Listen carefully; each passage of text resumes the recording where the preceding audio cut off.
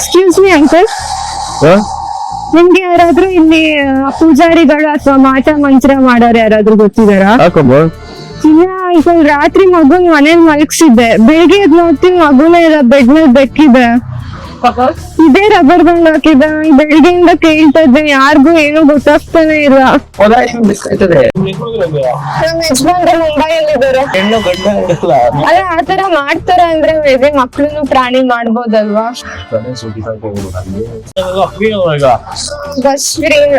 Aadhaar card ಇಲ್ಲ ನನ್ನ ಹತ್ರ, ಎಲ್ಲ ನಮ್ಮ ಅಮ್ಮನ ಹತ್ರನೇ. ಕೊಳ್ಳೇಗಾಲ ಹೋಗ್ತೀರಾ? ಕಳ್ಸ್ಕೊಡ್ತೀನಿ, ನನ್ನ ಫ್ರೆಂಡ್ ಒಬ್ಬವನೇ. ಕೊಳ್ಳೇಗಾಲ ಇವಾಗ ಏನಿಲ್ಲ, ಮನೇಲಿ ಇರ್ತೀನಿ. ಅಲ್ಲಿ ಹೋಗ್ಬೇಕಾ?